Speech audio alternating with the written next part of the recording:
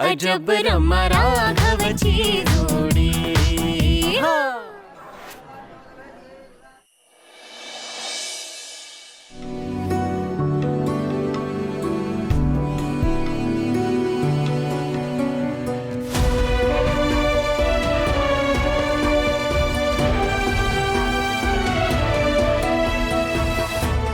राघवचा phone का नाही लागत आहे? मला त्याच्याशी बोलल्याशिवाय चैन पडतात नाही.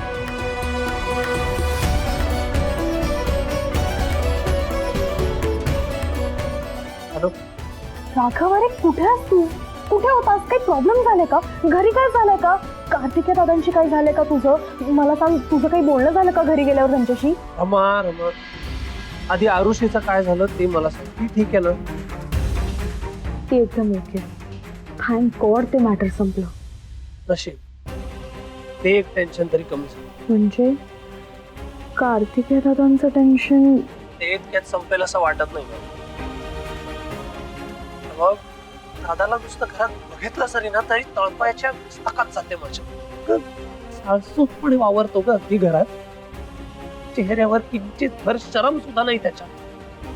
मला वाटतं घरच्यांशी नाही तर निदान बहिणी आईशी तरी मी बोलतो. राघव, तुला जर का तसं वाटत असेल ना तर नक्की बोल. कारण त्या दिवशी मी त्यांच्या माहेरी गेले ना तेव्हा मी त्यांना हे दादांबद्दल सांगितल्यानंतर अजिबात धक्का बसला नव्हता रे त्यांना. मला असं वाटतंय त्यांना ऑलरेडी या सगळ्याची आयडिया असणार आहे. तू बोल त्यांच्याशी. ऍटलीस्ट तुझ्या मनातलं टेन्शन थोडं तरी कमी होईल. बरोबर. मी आत्ताच बोलतो. आत्ता? अरे वेळ बघतोस, 11:30 वाजलात राघव. मी झोपल्या नसतील का रे? अरे बापरे, रमा डोक्यात इतके विचार सुरू आहेत ना की घड्याळाकडे लक्षच नाही गेलं माझं. काय तुझं ती झोपली असेल आता. मी उद्या बोलतो तिच्याशी. बरोबर आहे. आता तू सुद्धा एकदम शांतपणे झोप प्लीज. आपण उद्या बोलू. Love you. Love you too. बरं, मी उद्या सकाळी फोन करतो. तू लवकरच करेन. तुझ्याशी बोललो नाही तर दिवस मनासारखा जाणार नाही.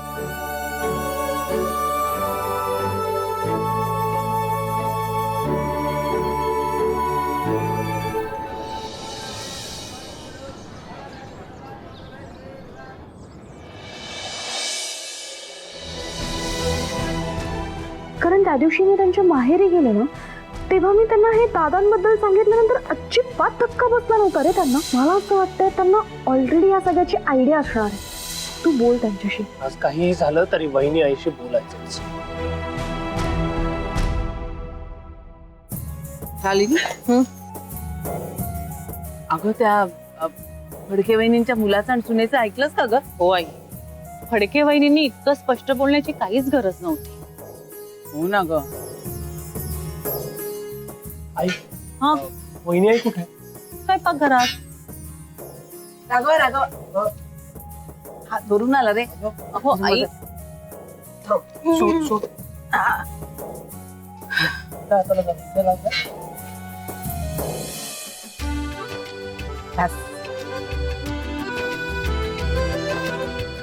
आई बहिणींच्या बोलण्याने दोघं दुखावले गेले असते. साहजिकच आहे म्हणा, पण हो ना. म्हणूनच म्हणते ना, बोलण्यापूर्वी माणसांनी नेहमी विचार करावा. त्यातून नवरा बायकोच्या प्रकरणात तर तिसऱ्या माणसांनी पडूच नाही. हो ना, एखादी गोष्ट मनासारखी नाही झाली तरी हरकत नाही, पण माणूस तुटता कामा नये. या दोघींचा अनुभव किती खरं सांगून गेला. मी बहिणी आईशी बोलू की नको. आधीच ती माझ्यावर चिडली. मी तिच्या आणि दादाच्या नात्यात ढवळाढवळ करतोय असं तिला वाटलं तर तिचं नातं कायमच तुटेल. आता तिच्याशी काही न बोललेलंच बरं. अगं हे आळशे, अगे काय लग्न झाल्यानंतर ते राघववर सगळा बोजा टाकणार आहेस का तू?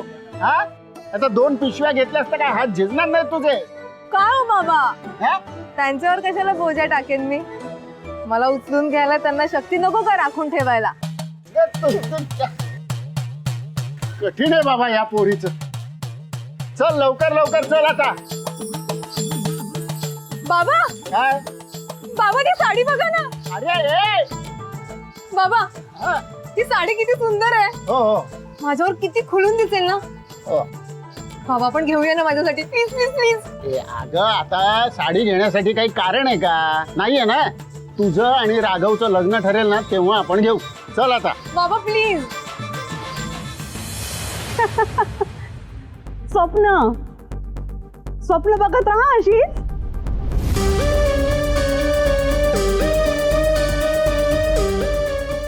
लावण्य मॅडम तुम्ही? सॉरी हा, म्हणजे ऍक्च्युली जाता जाता तुमचं बोलणं कानावर पडलं आणि थांबवूच शकले नाही मी स्वतःला. असं झालं मला. म्हणजे ते लग्न होईल असं ते तुम्हाला वाटतंय?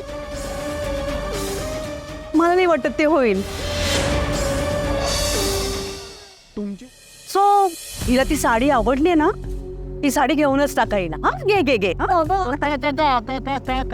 हा?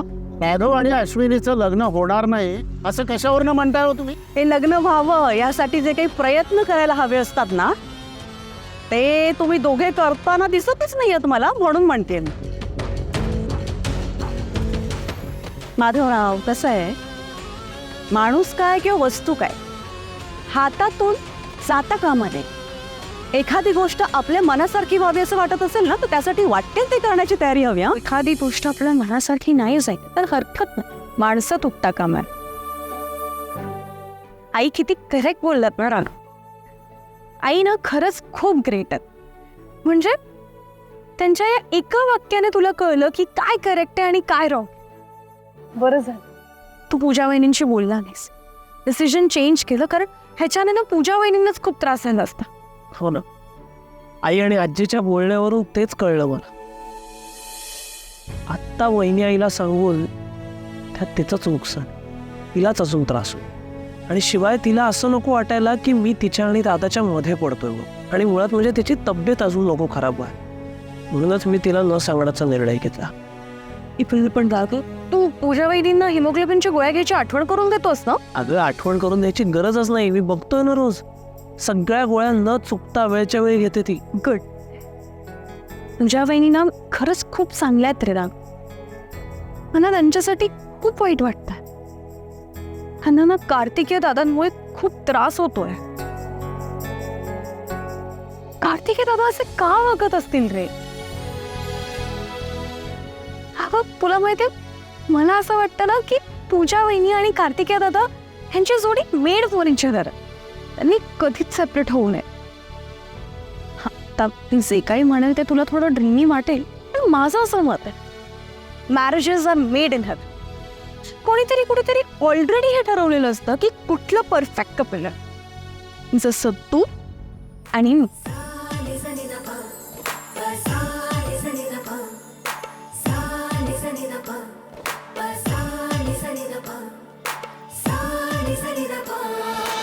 लग्नाच्या गाठी प्रत्यक्ष ब्रह्मदेव बांधत असतो. आपण त्या तोडू म्हटलं ना तरी त्या तोडता येत नाही. अश्विनी आणि राघवची लग्नगाठही अशीच स्वर्गात बांधली गेलेली आहे. ती काळ्या दगडावरची रेग आहे, रेग. Really? फक्त तो दगड तुमच्याच पायावर पडणार नाही असं बघा म्हणजे झालं. म्हणजे नुसतं राघव राघव असं त्याच्या नावाचा जप करून काही होणार नाहीये. मी जो प्लॅन सांगितलं ना आता, त्याप्रमाणे तंतोतंत वागण्याचा प्रयत्न करा. कारण यात फायदा तुमचाच जास्त आहे. आणि एक गोष्ट, मी पेरलेली जी माणसं माझ्या सांगण्याप्रमाणे वागतात ना, त्यांचं आयुष्यात भलंच झालंय. फक्त भलंच. अहो मॅडम, अहो पेरायला मी काय फळाचं बी आहे का? हा हे बघा, मला ना तुमचं प्यादं बनवण्याचा प्रयत्न करू नका. इथे आपण एकाच तागडीमध्ये आहोत. जितकी मला तुमची गरज आहे तितकीच तुम्हालाही माझी गरज आहे. नाहीतर तुमच्यासारखी बाई गाडीतून उतरून माझ्या मागे आली नसती. हे बघा, तुमची मुलगी कसं पुढे पुढे करून पुरोहितांच्या घरामध्ये शिरू पाहते ते आम्हाला दिसतंच आहे. तुम्हाला तिला राघवपासून दूर करायचं आहे, हो ना?